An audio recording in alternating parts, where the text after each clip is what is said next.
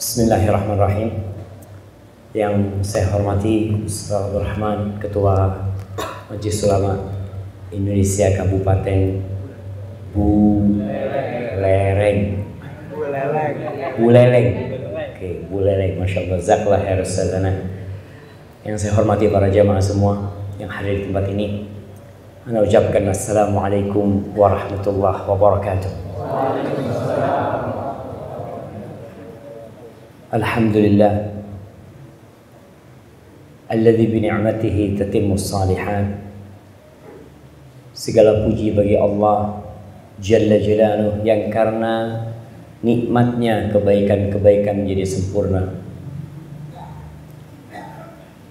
Kita sebagai hamba Allah hendaknya selalu mengingat bahwa setiap tarikan nafas yang kita lakukan itu adalah nikmat dari Allah Jalla Jalaluhu. Dan semuanya bisa sempurna karena Allah yang memberikannya kepada kita. Seorang hamba yang beriman tidak boleh sombong, tidak boleh merasa bahwa dia mendapatkan nikmat itu karena dia pantas mendapatkannya. Tidak. Dia mendapatkan nikmat itu karena Allah yang memberikannya. Allahumma salli wa sallim wa zid wa barik wa an'im ala sayyidina wa maulana Muhammadin wa ala alihi wa ashabihi ajma'in. Ya Allah, semoga salawatmu, salam berkah dan nikmatmu senantiasa kau curahkan untuk hamba kekasihmu, untuk baginda Nabi kita Muhammad alaihi salatu wassalam yang diutus sebagai rahmatan lil alamin.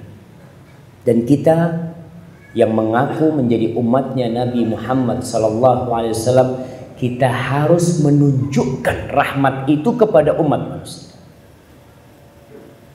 Apalagi antum di Pulau Bali, di tempat yang mungkin umat Islam minoritas, sehingga di sini kewajiban antum untuk menunjukkan al-akhlaq al-islamiyah, untuk menunjukkan bentuk-bentuk rahmat Rasulullah sallallahu alaihi wasallam, karena beliau rahmatnya bukan hanya untuk umat Islam, tapi rahmat yang dihadiahkan oleh Allah kepada kita adalah lil alamin, untuk alam semesta ini. Maka semoga selawat senantiasa tercurahkan untuk beliau, untuk istri-istri beliau. Para wanita hendaklah meneladani istri-istri Nabi alaihissalam. Mereka adalah istri-istri yang qanaah, yang menerima. Suaminya miskin. Nah, Rasulullah sallallahu alaihi wasallam hidup serba kekurangan. Di awal sebelum tahun 7 Hijriah beliau sangat kekurangan. Seringkali beliau berpuasa karena tidak ada makanan di rumah. Maka hendaklah kita meneladani istri-istri Nabi, meneladani putra-putri Nabi, meneladani para sahabat Nabi yang terutama Abu Bakar As-Siddiq, Umar bin Khattab, Uthman bin Affan dan Ali bin Abi Thalib. Semoga Allah meridhai kita bersama mereka. Amma ba'd. Malam ini, tepatnya malam Senin, tanggal 16 Syawal. Betul jamaah? Tanggal berapa? Tanggal 16. Tanggal berapa? 15. 15. Tadi sebelum maghrib tanggal 15. Setelah matahari tenggelam tanggal 16. Karena kalender Islam bermula dengan tenggelamnya matahari, dengan munculnya hilal, bukan dengan jam 12 malam. 16 hari kira-kira kita meninggalkan bulan Ramadan. Apakah madrasatut taqwa selama sebulan penuh di bulan Ramadan kita sudah merasakan hasil? Setelah sebulan seperti sebuah pisau yang diasah sebulan penuh, maka insya Allah itu pisau akan sangat tajam. Begitu pula orang-orang yang beriman, yang berpuasa di bulan Ramadan, yang kata Allah la'allakum tattaqun. Rasulullah sallallahu alaihi wasallam pernah naik mimbarnya di Masjid Nabawi. Beliau mengatakan amin 3 kali. Amin, amin, amin. Para sahabat bingung. Mereka mendengar amin, tapi tidak mengetahui apa yang diaminkan. Maka para sahabat mengatakan, ya Rasulullah, lamma raqaita al-mimbar, kita dengar kau mengatakan amin, amin. Apa yang kau aminkan? Kata Nabi alaihi salatu wassalam, lamma raqaitu ad-darajal ula, ketika aku naik ke anak tangga pertama. Anak tangga mimbarnya Nabi ada berapa? Ada 3. Ja'ani Jibril. Jibril datang kepadaku. Faqala syaqiyun abdun adraka Ramadan thumma salakha minhu falam yughfar lahu. Celaka, melarat, sengsara hidup seorang hamba yang dia merasakan bulan Ramadan. Antum tahu pahala Ramadan, jemaah? Allah. Antum ingat dengan kisahnya Talha bin Ubaidillah, yang dia mendapati 2 orang yang masuk Islam bersamaan. Yang satu lebih semangat beribadah, yang satu biasa-biasa aja. Yang lebih semangat beribadah akhirnya berjihad di jalan Allah, meninggal dunia. Yang satu hidup setahun umurnya, tambah 1 tahun. Dia meninggal di atas ranjangnya, tidak meninggal di medan jihad. Talha bin Ubaidillah bermimpi dia di pintu surga bersama 2 orang itu. Tahu-tahu ada orang yang masuk, yang keluar dari surga, menyuruh masuk orang yang matinya terlambat 1 tahun, bukan yang mati syahid, suruh masuk. Talha heran. Lalu keluar lagi tuh dari dalam surga, memanggil orang yang mati syahid. Lalu masuk. Dan terakhir dia keluar lagi mengatakan, amma anta, kalau kau belum, waktunya belum, kau pulang dulu. Bangun Talha bin Ubaidillah. Ana ingin menekankan bagaimana fadilah menghadapi bulan Ramadan dan mendapatkan Ramadan. Akhirnya Talha cerita keheranan, kok bisa ya yang mati syahid masuk surganya terlambat. Akhirnya para sahabat pun pada keheranan, karena yang mereka ketahui pahala mati syahid, Allahu Akbar, wa dzirwatu sanamihi al-jihadu fi sabilillah. Puncak dari ajaran Islam adalah jihad fi sabilillah. Gimana orang yang mati syahid, mati di medan perang, kok masuk surganya terlambat dibandingkan yang mati di atas ranjangnya? Lalu mereka menjumpai Nabi alaihissalam. Nabi mengatakan kepada mereka, mimma ta'jabun, apa yang menyebabkan kalian keheranan?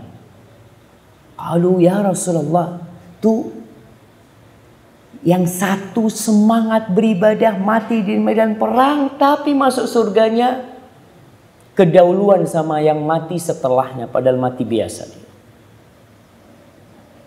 Oh, kata Nabi alaihissalam, alaysa 'asha ba'dahu sanah, bukankah orang itu umurnya ditambah 1 tahun? Iya, masuk Islamnya bareng, tapi matinya yang terlambat. Fa shalla kadza wa kadza, dan dia sholat berapa rakaat dalam 1 tahun. Tsumma adraka Ramadan, dan dia mendapati bulan Ramadan. Iya ya Rasulullah sallallahu alaihi wasallam. Lalu Nabi menjelaskan, fa inna bainahuma, di antara 2 orang ini derajatnya, perbedaannya di surga itu ma bainas samaa'i wal ardh, antara langit dan bumi. Bayangkan. Makanya celaka orang yang hidup di bulan Ramadan, selesai Ramadan, masuk ke bulan Syawal, dosa-dosanya belum diampuni. Terus ngapain kau selama Ramadan? Padahal dari satu Ramadan ke Ramadan selanjutnya, pesan baginda Nabi Muhammad sallallahu alaihi wasallam, kafaratun lima bainahuma, sebagai penghapus dosa tuh. Tapi kenapa orang ini tidak diampuni dosanya? Nabi mengatakan, amin. Lalu Jibril mengatakan, syaqiyun abdun adraka walidayhi au ahadahuma falam yudkhilahul jannah. Celaka seorang hamba yang mendapati kedua orang tuanya masih hidup atau salah satu di antara keduanya, tapi ternyata dia tidak masuk surga. Jamaah, kalau ada tikus mati di lumbung padi, antum heran apa tidak heran? Tidak heran Ustaz kalau mati kekenyangan, tapi dia mati kelaparan. Ini sangat mengherankan. Dan seorang anak yang mendapati kedua orang tuanya masih hidup atau salah satu, lalu nggak masuk surga, ini celaka nih anaknya. Kenapa? Tiket masuk surga ada di depan dia, tinggal dia ambil, dia berangkat masuk surga. Tapi dia tinggal tuh tiket. Maka Nabi mengatakan, amin, semoga celaka dia. Lalu yang ketiga, aminku yang ketiga, Jibril mengatakan, syaqiyun abdun dzukirta indahu falam yusalli alaika. Celaka seorang hamba, celaka seorang hamba yang dirimu disebut di hadapan dia. Namamu, nama Nabi Muhammad SAW disebutkan di depan dia, lalu dia tidak bersolawat kepadamu. Antum jamaah semuanya celaka kalau tidak bersolawat kepada Nabi SAW. Nabi kita Muhammad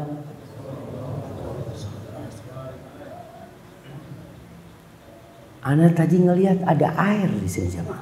Kenapa dipindah airnya? Hah? Jazakallah khair, syukran.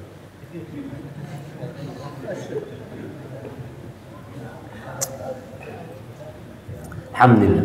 Ingat tuh 3 kecelakaan kalau kita termasuk salah satu di antara yang ketiga itu celaka.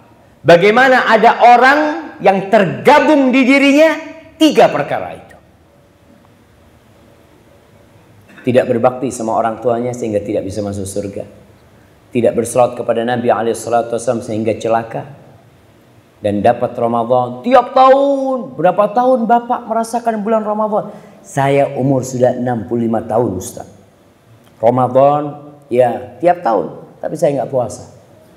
Na'udzubillah.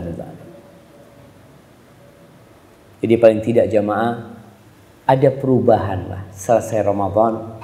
Dan selesai kajian ini, harapan ilmu itu merubah karakter kita. Kalau kita dapat ilmu, orang bodoh tidak berubah wajar. Karena dia nggak paham, nggak ngerti dia. Tapi orang pintar dapat ilmu tidak berubah, ini yang tidak wajar. Ya hidayah. Ibunda Sufyan Ats-Tsauri, anak yatim nih Sufyan, alim ulama yang terkenal. Ibunda Sufyan Ats-Tsauri memberikan duit kepada Sufyan sebanyak 10 dirham. Khudh hadhihi 10 dirham. Kau ambil nih 10 dirham dan kau belajar dengan 10 dirham 10 hadis. Tiap hadis 1 dirham. Dari dulu yang namanya nuntut ilmu itu butuh duit. Dari dulu. Bahkan Imam Syafi'i berpesan, lan tanalul ilma illa bisittatin. Kau tidak akan dapat ilmu kecuali dengan 6 perkara. Salah satunya bulghah. Ada biaya. Maka Ibunda Sufyan ngasih anaknya duit 10 dirham. Kau cari 10 hadis. Kau belajar banyak ulama hadis. Kau belajar. Setelah kau dapat 10 hadis, kau lihat ada perubahan sikap enggak di dirimu? Gaya ngomongmu, misyatik, jalanmu, dudukmu. Kau berubah nggak? Kalau ada perubahan, teruskan kau belajar nak. Insya Allah barokah ilmu yang kau dapat. Tapi kalau tidak ada perubahan, berhenti. Aku takut ilmu itu yakunu wabalan alaih. Ilmu itu jadi petaka buat engkau nantinya. Bertahun-tahun belajar, dengarkan kajian, dapat ilmu, tapi tidak berubah menjadi lebih baik, jadi bala ilmu yang dimiliki. Maka harapannya dengan Ramadan kita berubah, dan dengan menuntut ilmu kita berubah jadi lebih baik. Berkaitan dengan berbakti kepada orang tua. Ya, kalau kita melihat fenomena dalam kehidupan kita, banyak anak-anak yang lupa dengan orang tuanya, khususnya yang sudah menikah. Kenapa anak katakan seperti ini? Karena yang sudah menikah ini kadang-kala udah dewasa, udah paham dia. Kalau yang anak-anak muda masih nggak paham. Tapi yang udah menikah dia paham, dia udah jadi bapak, istrinya jadi ibu. Dia sudah paham dengan derita orang tuanya. Tapi ternyata malah lupa sama orang tuanya. Sebagian ada yang menjadikan orang tuanya pembantu di rumah. Sebagian ada yang hanya mengirim uang buat orang tuanya tapi tidak pernah menengok orang tuanya. Entah di buleleng. Ini kebanyakan perantau apa memang penduduk asing? Campur aduk. Nah, kadang-kala orang yang merantau itu di Bali mungkin sudah setahun, udah lupa sama orang tuanya. Dia udah sibuk sama istri, sama bini, sama anaknya. Sudah menikmati kehidupan di sini, dia hanya bisa telepon. Umi, bekhair mi? Baik Umi. Ya, alhamdulillah mi, kita semua bekhair mi ya. Mudah-mudahan Umi dijaga sama Allah. Assalamualaikum. Selesai sudah. Subhanallah. Di dalam Al-Quranul Karim berulang kali Allah Jalla Jalaluh mengingatkan agar anak berbakti kepada orang tua. Yang pertama di surat Al-Baqarah ayat 83. Jamaah, Anda lihat sebagian sudah mulai ngantuk. Jadi yang datang ke majelis ilmu itu ada 3 orang. Siapa yang nyebutkan, anak kasih hadiah. 3 jenis orang yang datang ke majelis ilmu. Tadi Ustaz Abdul Rahman jelaskan tuh, ada orang yang berlindung kepada Allah, Allah melindungi dia. Ada orang yang malu, akhirnya Allah juga malu sama dia. Ada orang yang berpaling dan Allah pun berpaling sama dia. Bukan itu tuh. Jamaah, yang datang ke majelis ilmu itu yang pertama ada orang yang alim, orang berilmu, untuk menambah ilmunya, merefresh ilmunya, seperti para ustadz yang hadir, para alim ulama yang hadir majelis ilmu. Mungkin dia mengatakan yang disampaikan ustadz anak udah tahu semuanya, tapi anak ingin merefresh ingatan anak. Nah, yang kedua muta'allim, ada orang yang datang untuk belajar. Yang ketiga mustami', orang yang datang untuk mendengarkan. Apa bedanya muta'alim sama mustami'? Anak kasih hadiah.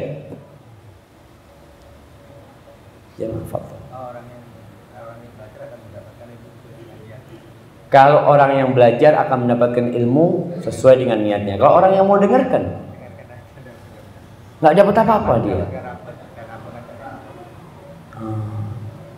Itu ya nggak apa-apa lah, kasih hadiah. Tapi bukan itu tapi. Nah, siapa yang mau jawab? Fadhal. Yang pertama, menang niatnya untuk belajar. Yang kedua, kebetulan datang. Bukan, dia datang memang. Mau dengarkan, dia memang datang. Nah, fadhal. Kalau muta'alim mencatat, kalau mustami' bawa kuping. Itu bedanya jamaah. Kalau muta'alim ini memang dia bawa peralatan. Anak ini mau catat nih. Soalnya kalau enggak, anak datang nanti masuk kiri, keluar kanan. Maka bedanya muta'alim sama mustami'. Kalau muta'alim bawa pulpen sama kertas, kalau mustami' bawa kuping. Alhamdulillah. Ya. Alhamdulillah, semuanya dapat rahmat dari Allah SWT. Kata Ibnu Mas'ud, kun aliman au muta'alliman au mustami'an, wala takunir rabi' fatahlal. Kau jangan jadi orang yang keempat. Karena ketika para ulama dulu ngajar, itu para penuntut ilmu bawa buku. Tapi ada orang-orang yang hanya membawa telinga. Biasanya kalau bawa telinga itu ya mulai bersandar. Kalau ceramahnya enak lanjut, kalau tidak bismillahirrahmanirrahim. Wah, ya mulai dia merem-merem. Tapi kalau muta'alim enggak, dia bawa, Anda memang mau belajar nih. Nah, salah satu yang antum catat nih, surat Al-Baqarah ayat 83. Allah mengatakan wa id akhadna mitsaqa bani Israil la ta'buduna illallah wa bil walidaini ihsana. Ketika kita mengambil sebuah perjanjian atas Bani Israel, apa perjanjian itu? La ta'buduna illallah. Kalian jangan beribadah kecuali kepada Allah. Tauhid. Jangan minta sama siapa-siapa. Jangan memohon kepada siapa-siapa kecuali kepada Allah. Wabil walidaini ihsana. Dan Allah mengambil perjanjian setelah tauhid adalah berbakti kepada kedua orang tua. Setelah itu wadzil qurba wal yatama wal masakin. Berbuat baik kepada kerabat, anak yatim, anak miskin. Sebagian orang dibalik. Dia Masya Allah sama anak yatim demen banget. Bikin acara bagi-bagi sama anak yatim. Tapi sama orang tuanya tidak. Kau seharusnya sama orang tua. Ingat ketika seorang sahabat datang menjumpai Nabi SAW. Ya Rasulullah, man ahaqqun nas bihusni suhbati au sahabati. Wahai Rasulullah sallallahu alaihi wasallam, siapakah manusia yang paling berhak mendapatkan kebaktianku? Yang paling berhak mendapatkan pertemananku? Yang paling berhak mendapatkan kebaikan aku? Kalau aku punya satu senyum, siapa yang paling berhak mendapatkan senyumku itu? Kalau aku hanya memiliki satu hadiah, siapakah orang yang paling berhak mendapatkan hadiahku? Kalau aku hanya memiliki satu waktu dalam sepekan untuk duduk bersama dia, siapakah orang yang berhak mendapatkan waktuku itu? Siapa ya Rasulullah? Apa kata Nabi SAW? Ummah, ibumu. Qultu thumma man? Lalu siapa ya Rasulullah? Ummah. Lalu ibumu. Qultu thumma man? Qal ummat. Ibumu, kata Nabi SAW. Qultu thumma man? Thumma abu. Setelah itu baru bapak. Thumma al-adna fal-adna. Lalu yang dekat, yang lain. Orang kan dalam kehidupan ini memiliki banyak hubungan. Dia punya sohib, dia punya paman, dia punya kerabat, dia punya adik, dia punya kakak, dia punya tetangga, dia punya guru, dia punya ustadz. Di antara semua manusia itu, orang yang paling berhak mendapatkan waktu kita, mendapatkan kebaikan kita itu orang tua kita, ibu kita. Terus terang, ada anak-anak ya Allah, ya, anak masih ingat di Jakarta. Ada seorang anak, dia hidup satu kampung sama ibunya. Satu kompleks. Anak nginep di rumah dia. Anak tanya sama dia, bang, abang, anak dibawa ke rumah ibunya. Abang ke rumahnya mama ini tiap hari bang. Enggak Ustaz, sibuk Ustaz, sepekan sekali. Subhanallah.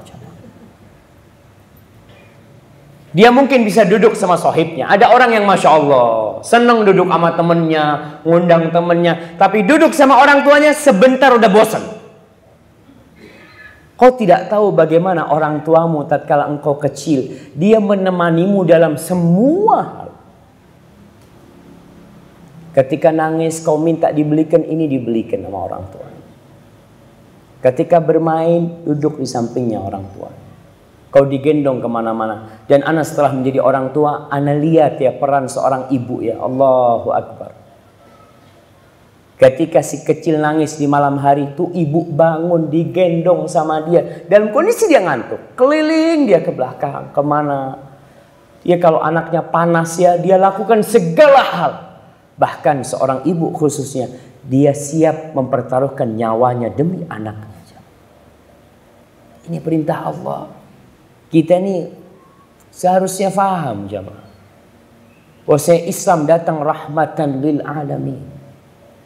Dan orang yang paling berhak mendapatkan rahmat antum adalah kedua orang tua.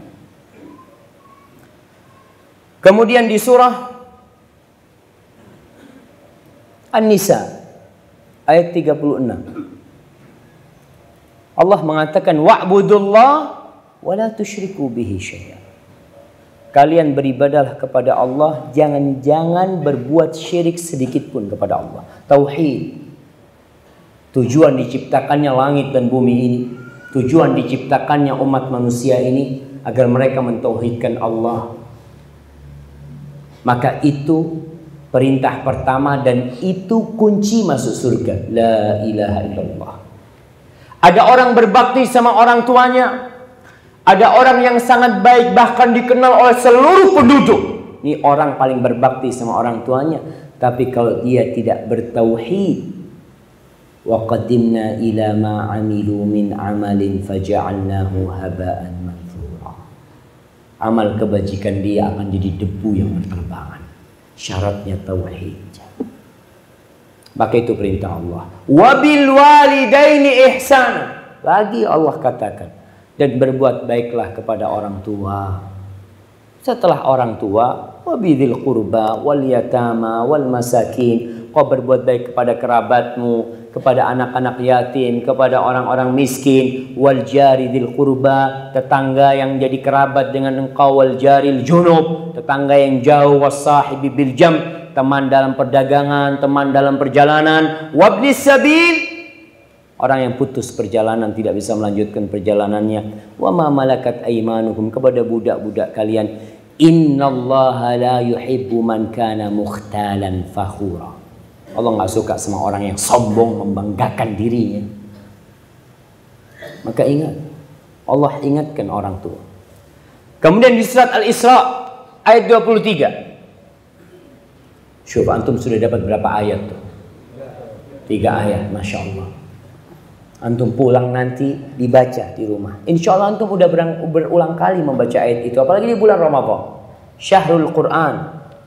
Syahrul Ramadan alladzi unzila fihi al-Quran. Dibaca tuh. Tapi mungkin antum tidak melihat artinya. Supaya tatkala kita melaksanakan perintah ini Allah yang nyuruh anak. Di surat Luqman, wassaynal insana biwalidayhi ihsana.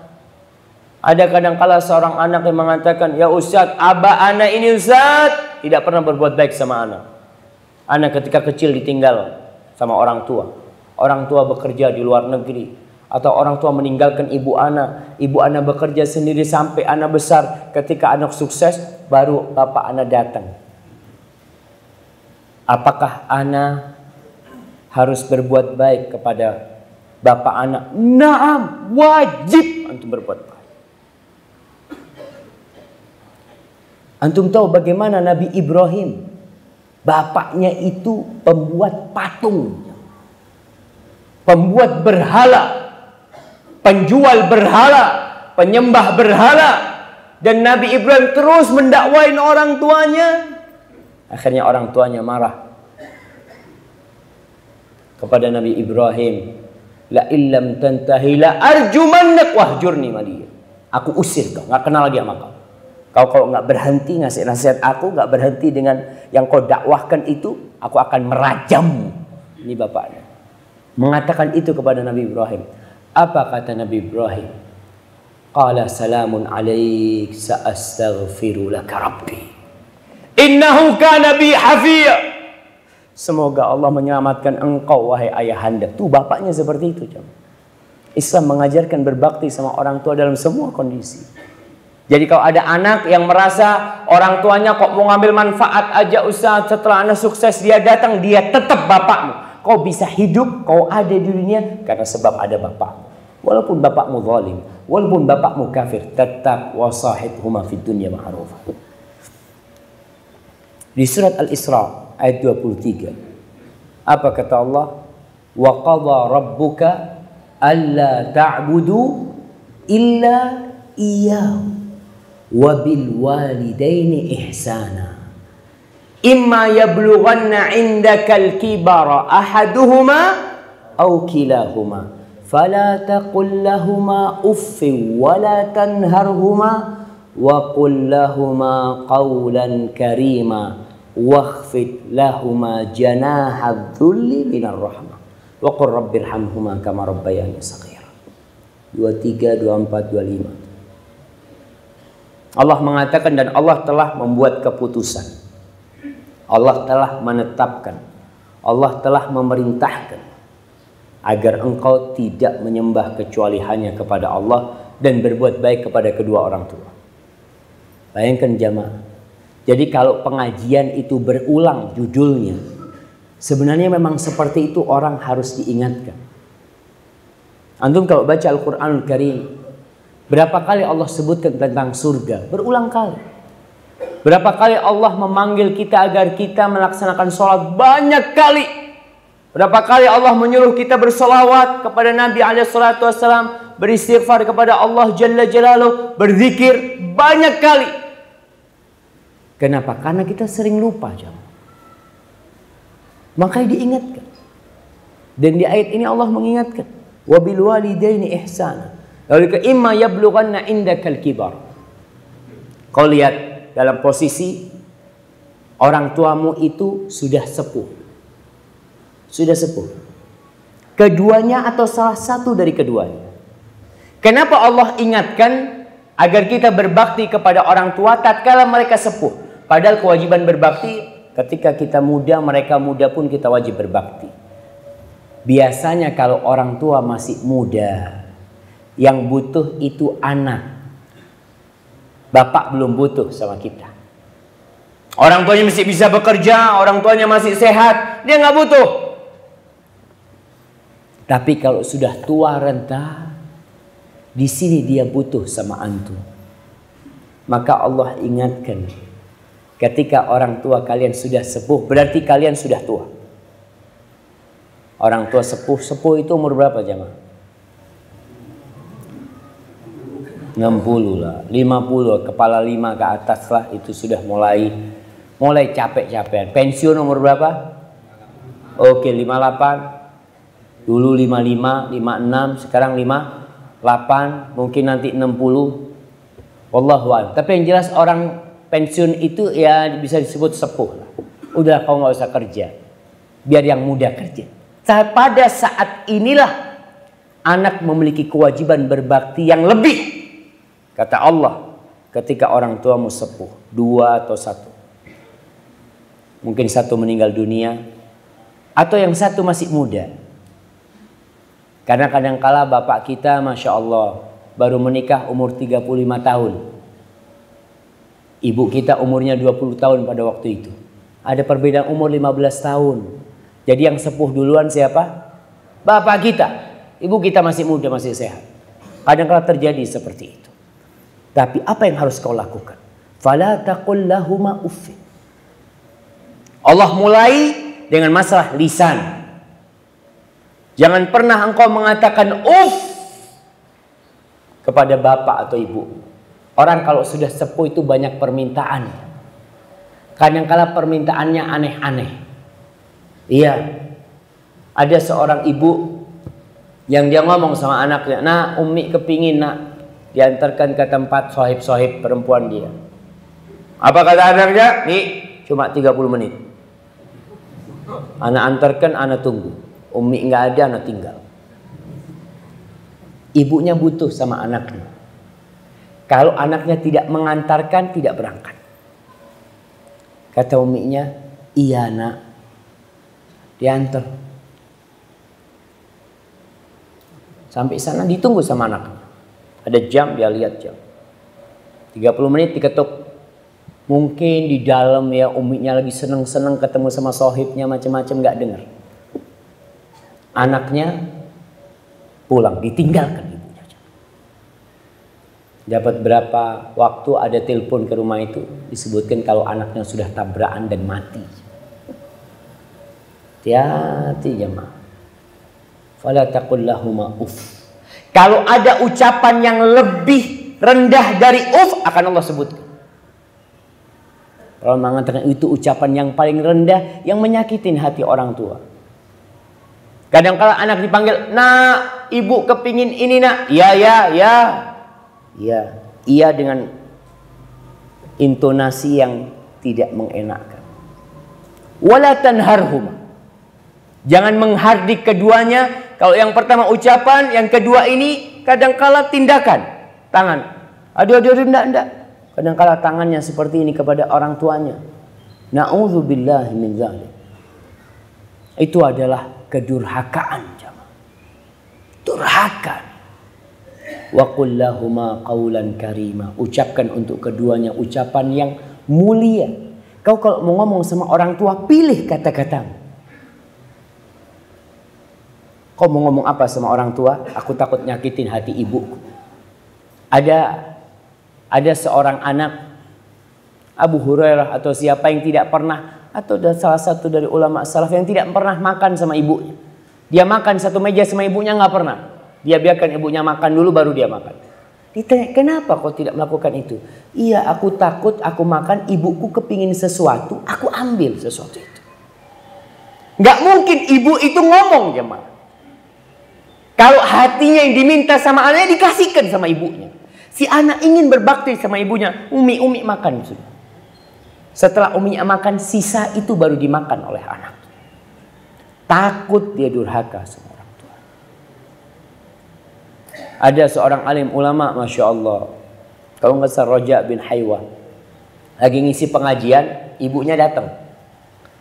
Muridnya ini banyak, coba. Ibunya ini datang mengatakan, "Qum ya Haywa, fa'at imid dajjal." Haywa, bangun, ayamnya belum kau kasih makan. Bayangkan, kira-kira kalau ada seorang ustadz duduk di sini kemudian dipanggil ibunya, Syafiq, itu ayamnya belum kau kasih makan. Ya, Mi, nanti insya Allah habis kajian. Ini Haywah langsung bangun, berangkat. Dia laksanakan perintah ibunya. Bayangkan perintah orang tua ini. Kau sedang sholat sunnah, dipanggil sama ibumu, kau putus sholat sunnah. Sholat kau ini, Allahu Akbar. Alhamdulillahi Rabbil Alamin. Fulan. Berhenti sholat. Para ulama mengatakan boleh memutuskan sholat sunnah karena menjawab panggilan orang tua itu wajib hukum. Maka perhatikan, kita nggak main-main sama orang tua kita. Wa qul lahuma qawlan karima wakhfid lahuma janahadz dzulli minar rahmah. Engkau rendahkan untuk keduanya sayap kerendahan yang penuh dengan rahmat, penuh dengan kasih sayang buat kedua orang tuamu. Kau mau diinjak-injak, mau diapakan, terserah orang tua. Ingat seorang anak yang melaporkan bapaknya kepada Rasul sallallahu alaihi wasallam. Anak mengadukan bapaknya. Dia mengatakan, "Ya Rasulullah, inna abi akhadha mali." Bapakku ini ngambil hartaku. Oh gitu. Bapakmu ngambil hartamu? Iya Rasulullah. Panggil bapaknya. Masya Allah. Berapa menit lagi Ustaz? Kok sudah mau adzan nih Ustaz? Hah? 7 menit lagi? Siap. Ana izin minum dulu jamaah.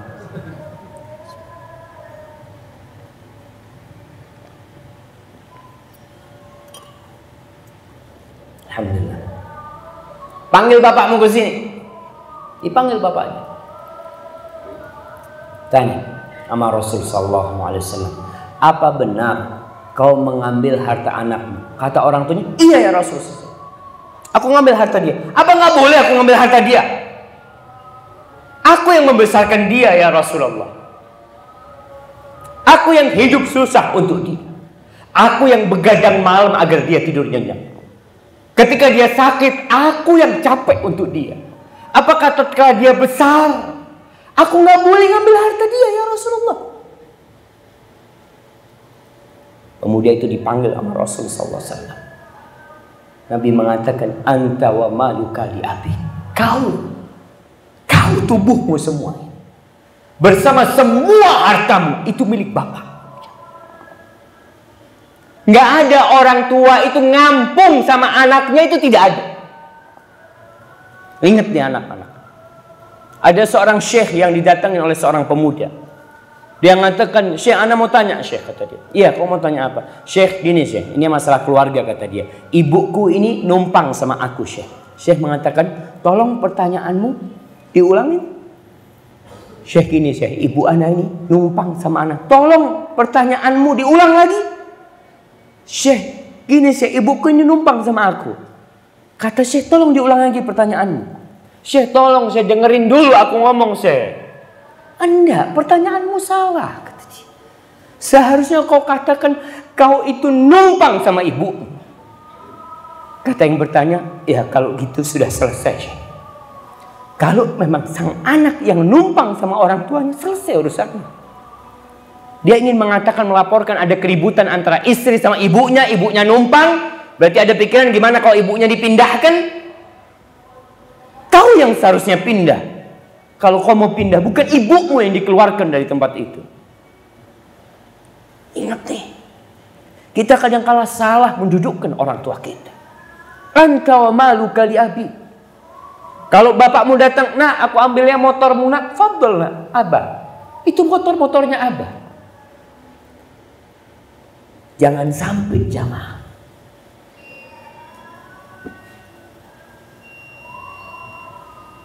Adzan Ustaz. Baik, kalau sudah waktu adzan kita sholat, nanti kita lanjutkan sedikit lalu masuk tanya jawab insyaallah. Sallallahu ala nabiyina Muhammadin wa ala alihi washabbihi wasallam. Assalamualaikum warahmatullahi wabarakatuh. Alhamdulillah, segala puji bagi Allah.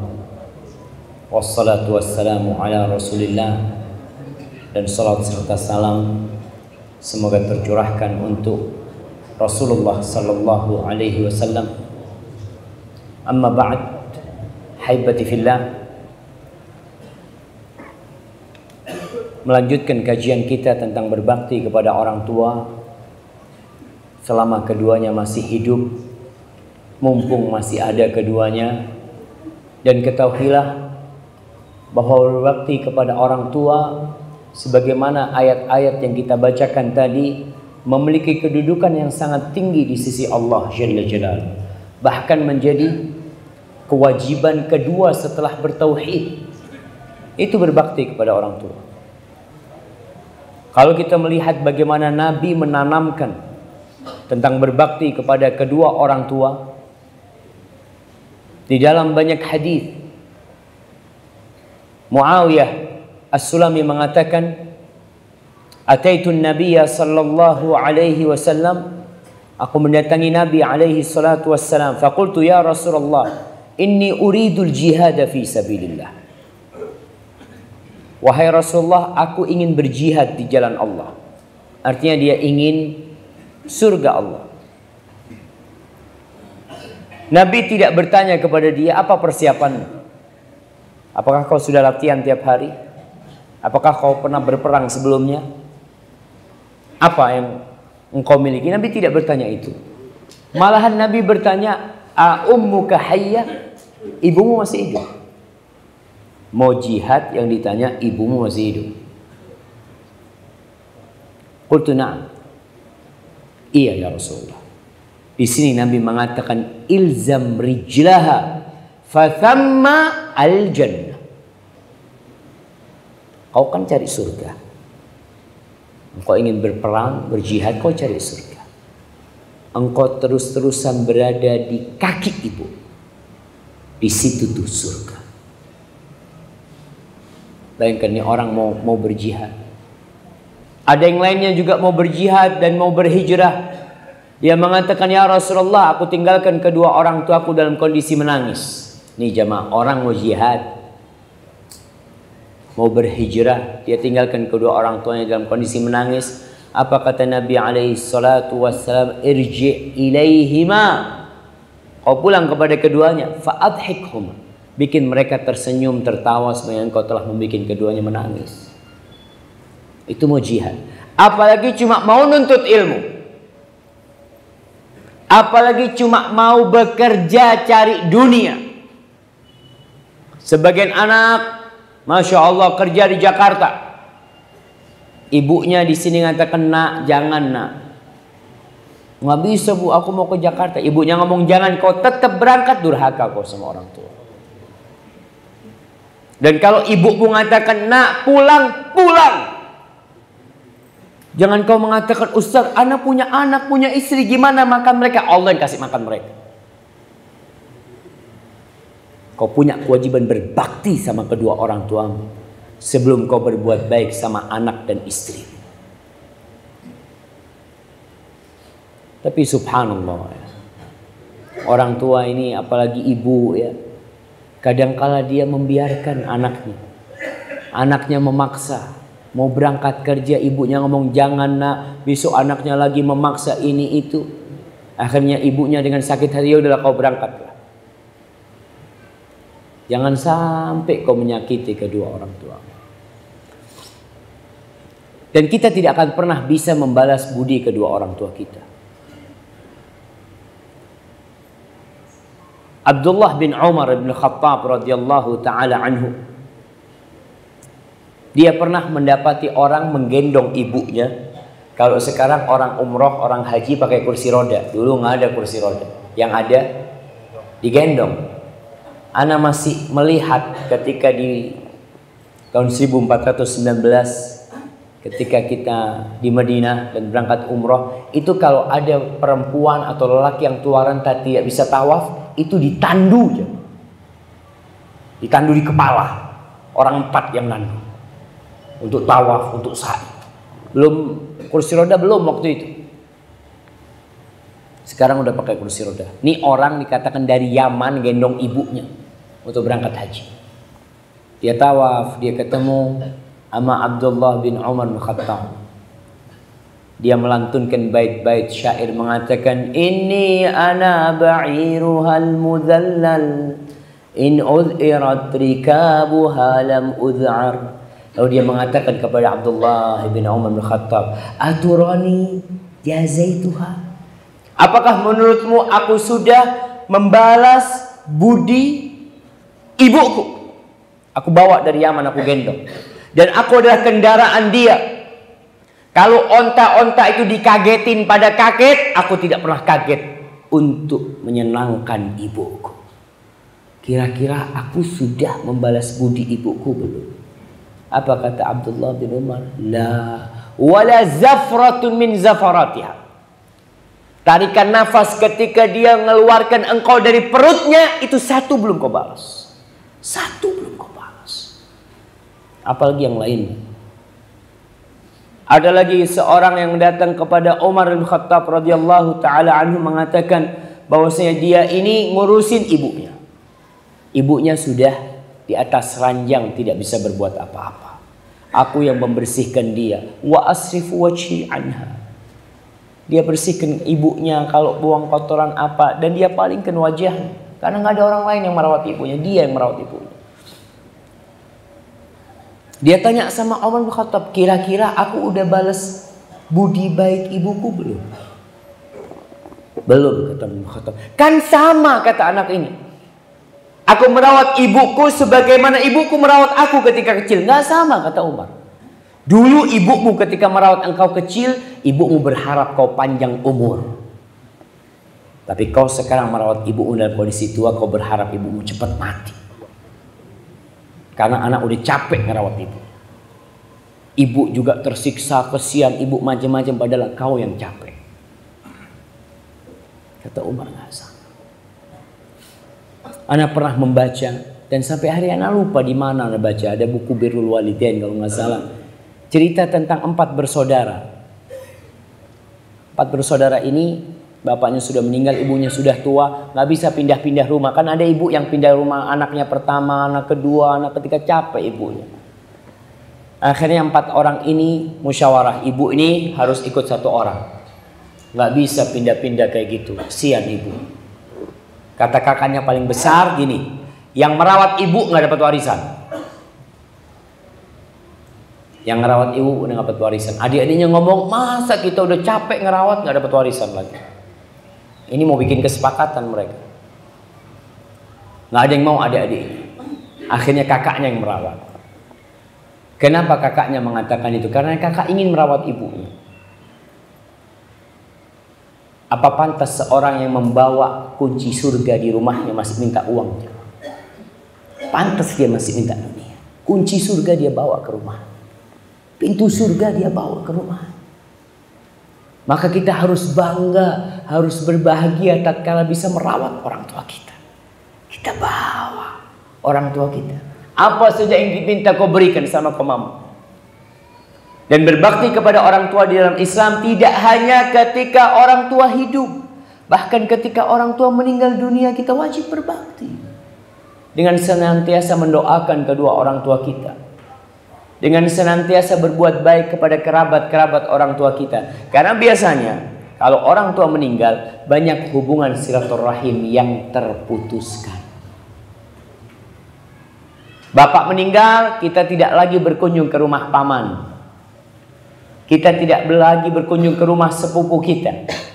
Ya udah sibuk masing-masing. Padahal salah satu bentuk kebaktian anak yang paling mulia kepada orang tuanya adalah tatkala dia berbuat baik kepada orang-orang yang dicintai oleh orang tuanya. Kau cari teman-teman bapak, apalagi kerabat, apalagi bibi, paman yang disukai sama bapak kita seharusnya terus berbuat baik sama mereka. Abdullah bin Umar bin Khattab dalam satu perjalanan ke Mekah atau pulang dari Mekah, dia ketemu sama orang Badui. Akhirnya sama Abdullah bin Umar dibuka imamahnya, surbannya dibuka, diberikan kepada orang Badui itu, dan keledai yang biasa untuk ganti naik onta, kalau capek naik onta naik keledai, itu dihadiahkan kepada orang Badui itu. Akhirnya sahabat-sahabatnya mengatakan, Abah Abdurrahman, ini orang kau kasih 2 dirham udah seneng banget. Kok bisa kasih uang begitu banyaknya, harta begitu mahalnya buat dia? Apa kata Abdullah bin Umar? Inna hada, ini orang ini, kana abuhu sadiqan li abi. Bapaknya orang ini dulu temannya bapakku. Bapaknya aja, bukan orang itu temannya Umar bin Khattab, tapi bapak yang temannya Umar bin Khattab. Tapi Abdullah bin Umar melakukan itu karena dia mendengarkan Rasulullah sallallahu alaihi wasallam bersabda, "Inna min abarril birri silatur rajuli ahla wuddi abi." Termasuk puncak kebaktian seorang anak, dia terus berbuat baik kepada orang-orang yang dicintai oleh orang tua, oleh bapaknya. Hadza wallahu a'lam bissawab. Itu yang bisa kita kaji pada kesempatan kali ini. Semoga bermanfaat, membuat kita bisa berbakti sama orang tua. Ini pertanyaan udah banyak yang masuk. Panitia udah dibaca nih. Panitia dibaca yang berkesesuaian dengan. Coba ini juga.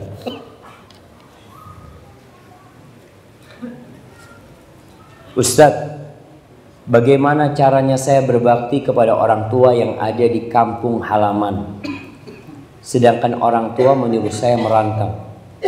Nah, ketika orang tua yang menyuruh, maka bentuk kebaktianmu kepada orang tua, kau merantau dan tidak berkhianat kepada orang tua. Apa tujuan orang tua menyuruhmu merantau? Agar paling tidak kau mendapatkan manfaat dari perantauanmu, baik berupa harta, berupa ilmu yang bermanfaat, amal soleh.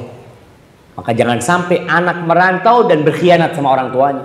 Di sini dia tidur-tiduran, di sini dia tidak bekerja dengan baik, maka bekerjalah dengan baik. Ambillah manfaat dalam perantauanmu. Terus doakan kepada orang tuamu, kapan kau memiliki rezeki balik hanya untuk berjumpa dengan orang tuamu.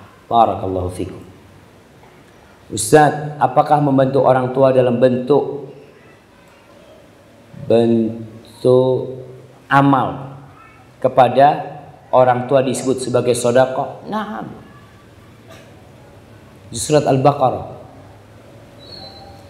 orang-orang bertanya, yas'alunaka madza yunfiqun. Mereka bertanya kepadamu tentang apa yang mereka infakkan dan kepada siapa mereka menginfakkan harta mereka. Apa kata Allah? Qul ma anfaqtum min khairin falil walidaini wal aqrabin. Katakan kepada mereka bahwa apa yang kalian infakkan dari harta kalian itu, maka yang paling berhak mendapatkannya siapa? Orang tua. Kedua orang tua, kerabat-kerabat kalian. Kau akan dapat 2 pahala. Pahala sedekah itu sendiri, yang kedua pahala silaturahim. Dan ketika engkau beramal, berbuat baik kepada orang tua, tentunya itu lebih mulia daripada kau berbuat kepada orang lain. Makanya jangan merasa kalau ngasih orang tua nggak dapat pahala. Pahalanya lebih besar daripada kau ngasih orang lain. Hadza wallahu a'lam bissawab. Ustaz, mana yang didahulukan? Apakah berbakti kepada orang tua atau menikah? Karena setahu ana berbakti kepada orang tua itu wajib hukumnya. Sedangkan menikah adalah sunnah. Mohon koreksi bila ana salah. Karena saat ini kebutuhan mendesak ana saat ini adalah berbakti kepada orang tua, namun ana ingin menikah. Pertama, tidak bertentangan pernikahan dengan berbakti sama orang tua. Maka ya antum harus belajar ketika menikah apa saja yang seharusnya antum lakukan menjadi seorang suami dan apa yang harus antum lakukan sebagai seorang anak. Cuma kalau antum mau menikah, ngomong sama orang tuanya. Ustaz udah ngomong sama orang tua, tapi nggak dikasih sama orang tua. Yang kau terus memohon, mendoakan orang tua, mengatakan ayah, ibu, anak kayaknya kalau nggak menikah takut berzina anak ibu. Mungkin orang tuanya mengatakan ya udah kau malam ini nikah, sudah bismillah. Ya karena anaknya udah takut berzina orang tua. Maka dengan cara yang baik. Ingat, iya kalau dikatakan berbakti sama orang tua wajib, menikah sunnah, nah. Tapi kadang-kala menikah itu jatuh wajib. Ketika engkau tidak menikah, kau melakukan dosa. Maka perlu perhatian di sini agar kita tidak menganggap kedua perbuatan itu bertentangan. Tidak. Dua-duanya amal kebajikan. An-nikahu sunnati, kata Nabi alaihi salatu wassalam. Kau menikahkan, kau terus berbuat baik kepada orang tua. Makanya kalau menikah, cari istri yang solehah, yang bisa membantumu berbakti sama orang tua.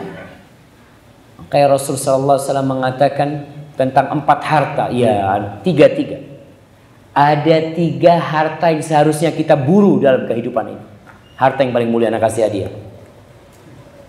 Antum udah jawab tadi? Yang belum jawab? Nah, fadhal. 3 harta yang paling mulia. Ini untuk akhwat. Nggak apa-apa, masih ada hadiah. Yang pertama?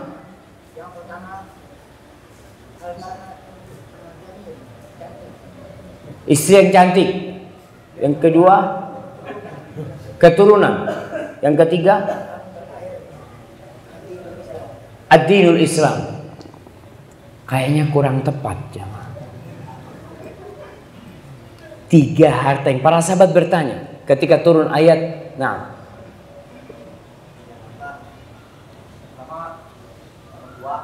pertama orang tua, mertua, wanita soleha. Yang ketiga, nggak tahu. Lisan yang selalu berzikir. Nah, ini dengarkan. Lisan yang selalu berzikir. Istri solehah yang bisa membangunkan untuk mengajak kebaikan kepada suami. Istri yang senantiasa mengajak kepada kebaikan. Yang ketiga, berbakti kepada orang tua. Berbakti sama orang tua. Hati yang bersyukur. Udah dibantuin antum, nggak apa-apa, hati yang bersyukur. Dah apa. Nah, kata Nabi SAW ketika turun firman Allah, alladzina yaknizuna innal ladzina yaknizuna adh-dhahaba wal fiddata wa la yunfiqunaha fi sabilillah fabashshirhum bi'adzabin alim yauma yuhma 'alaiha fi nari jahannam, sampai akhir ayat itu. Para sahabat takut mengumpulkan harta. Ternyata harta yang ditumpuk, yang ditimbun akan menjadi setrika buat pemiliknya pada hari kiamat. Maka mereka bertanya, ya Rasulullah, lau alimna afdal amwal fanattakhidhu. Kalau kita tahu harta yang paling mulia, lalu kita akan kumpulkan. Kata Nabi sallallahu alaihi wasallam, afdaluhu lisanun dzakir wa qalbun syakir wa zaujatun mu'minatun tu'inuhu ala imanihi wa fi riwayatin wa zaujatun mu'minatun tu'inuhu ala amril akhirah. Itu 3. Lisan yang pandai berzikir, hati yang pandai bersyukur, dan istri yang membantu urusan akhirat, bukan istri yang bisa buka warung. Nah, cari istri yang bisa dapat fulus, Ustaz. 3 ekor cara. Makanya kalau kau mau menikah, ya cari istri yang soleh, yang membantumu berbakti sama orang tua. Karena sebagian menantu itu lebih dicintai sama mertua daripada anak sendiri. Gara-gara tuh menantu baik, maka fadhol kau cari. Ustaz, apa yang harus ana lakukan jika suatu kesempatan sang anak ingin menghadiri majelis ilmu, sementara di saat yang sama si ibu ingin dan membutuhkan anaknya? Kau sama ibumu jemaah. Kau bisa nuntut ilmu di lain waktu, di waktu yang lain. Dan sekarang Masya Allah, dengan adanya kamera, dengan adanya media, kalau kau nggak bisa hadir sekarang, kau bisa belajar nanti. Alhamdulillah. Tapi berbakti sama orang tua, bayangkan sholat sunnah aja antum dipanggil sama ibu. Fulan, berhenti kau sholat, kau datangin ibu. Hadza wallahu a'lam bissawab. Ustaz, adakah doa ikhtiar khusus agar segera dipertemukan dengan jodoh? Antum nggak perlu dipertemukan, antum cari jodohnya. Bersamaan dengan safarnya Ustaz, tolong doakan ana. Kami, karena doa orang safar salah satu doa yang diijabahkan. Masya Allah. Mudah-mudahan antum cepat nikah dengan istri yang soleha. Dan semua yang belum nikah, barakallahu fikum. Insyaallah tuh doanya diaminkan sama semua. Terus gimana kalau yang sudah punya istri mengaminkan juga, Ustaz? Masya Allah. Berarti tambah nih. Masya Allah. Hati-hati antum nih. Nah, barakallah. Ustaz, ana mau tanya afan sebelumnya pertanyaan di luar tema. Gimana kok lolos? Bagaimana caranya mendapatkan kekayaan? Ya, dengan taat pada agama.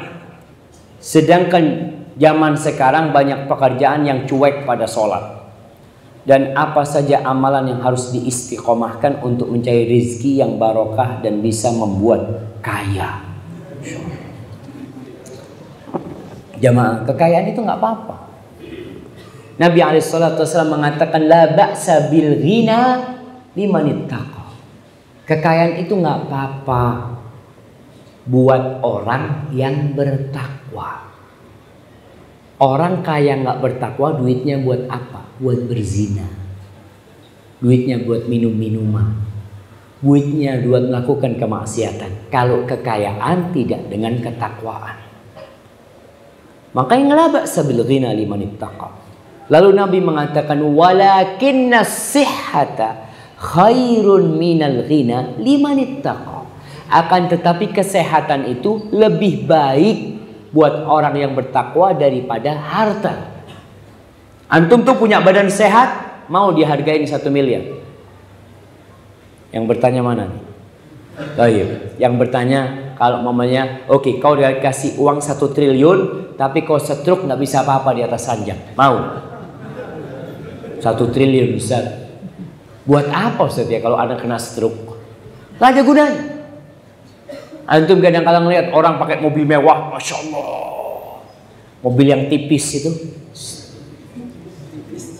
yang bisa terbuka kapnya. Antum melihat ada orang datang, Masya Allah, Masya Allah. Kapan anda punya kayak gini ya? Tahu-tahu yang keluar kakinya putus 1, pincang. Antum mau pincang naik mobil itu? Mau? Apa antum nggak Ustaz Ahsan punya kaki Ustaz? Nggak apa-apa, sudah nggak punya mobil, yang penting 2 kakinya sehat. Itu kata Nabi SAW. Sehat itu lebih baik daripada kekayaan. Antum mau minta kekayaan boleh, tafadhal. Bahkan Nabi mengajarkan kita tiap pagi berdoa mengatakan Allahumma inni as'aluka ilman nafi'an wa rizqan thayyiban wa amalan mutaqabbalah. Tuh dawamkan tuh amalan itu. Tiap pagi sebelum matahari terbit kau baca Allahumma inni as'aluka ilman nafi'an, ilmu yang bermanfaat ya Allah, Tuh, takut kalau dikasih rizki tapi nggak punya ilmu, jadi mudarat. Wa rizqan thayyiban, minta rizki yang thayyib, yang halal, dan minta amalan yang diterima. Nabi juga mengajarkan doa, Allahumma inni as'alukal huda wat tuqa wal afafa wal ghina. Ya Allah, aku minta kepadamu petunjuk. Masya Allah, jemaah udah cukup jemaah. Ana udah mulai goyang nih jemaah. Nah, minta huda wat tuqa wal afafa wal ghina, dan minta kekayaan, tafadhal. Kemudian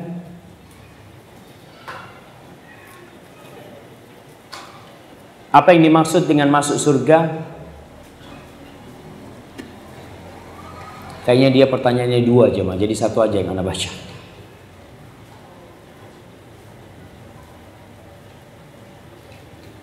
Ustaz, saya kan mau menikah, tapi saya bingung dalam hal musik.